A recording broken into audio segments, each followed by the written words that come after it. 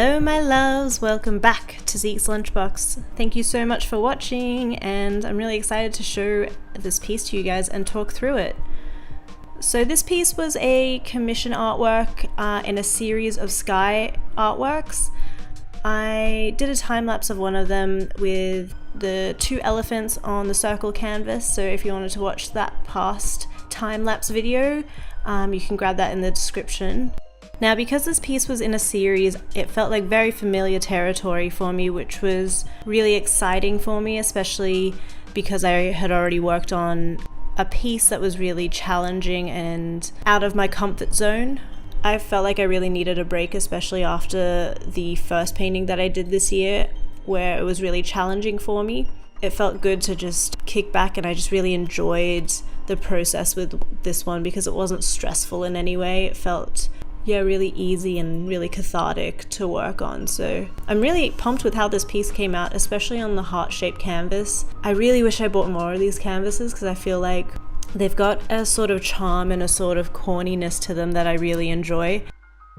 Now with this piece, I really wanted to focus on stepping up my cloud painting. I feel like in my other pieces, because they've been in the background, they haven't been a main focus, and it's not so much a main focus in this piece as well, but there are a lot less things going on in this artwork, so I wanted to make sure that the clouds were really good. And in my other elephant artwork, I used a dioxide purple, I believe. I'll list it in the description below. And I only used that one color. Upon observing more clouds, I noticed that much like the human face, nature has so many more colors than you think. So I made sure that I added a couple of blues and pinks and yellows as well, which really created that depth and really made it feel a lot more realistic as well. So there's a little power tip for you if you want your works to feel a little bit more realistic. Add a couple more colors, so don't just use the one color and then use white to create tone. You want to use a couple more because that kind of tricks the eye and believing that, yeah, there's more there, you know, there's more depth. I also wanted to make sure that I did have some kind of depth of field in the clouds as well. I mean, I focused a lot on the clouds, but then I ended up covering it anyway with this creature. It was all a really good learning process for me.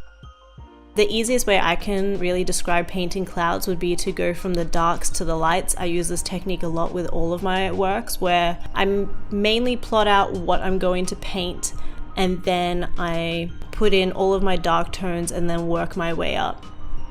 The problem with this technique I've had in the past is I've had lots of works that came out a little bit too dark, so I'm trying to find the balance. Yeah, these videos have been really great for my art process actually, because it really forces me to observe and look at my artworks a little bit more objectively. Also, if you've ever wondered what kind of paint I use and all of my brushes, I'm going to list them all below. The colors that I use are very specific, and I always get asked a lot about my colors, so yeah, I wanted to let you guys in on what exactly I'm painting with. I used a new green tone for the creature. Now the creature's not a dragon. Everybody wants to call it a dragon, and you know, when I describe it, it's like, describe the animal. Well, it looks like a seahorse that's flying through the sky, and it looks like it has scales and lizard-like features. And when I hear that description, I'm like, oh wait, it actually is a dragon. Somebody suggested that I call it a sky horse, so that's what I'm going to do. It's a sky horse. The piece is called Happy Hydra. I believe Hydra is another term for a dragon. That's what I looked up. If I'm wrong, then awkward. I wanted to put a rainbow in like a third element, so I've got the creature in the background, and I usually try and go by threes because pieces seem a little bit fuller that way. I just went back to Old Faithful and just put in a pastel rainbow. I mean, you can't go wrong really. Sunsets, cute creatures, and a rainbow.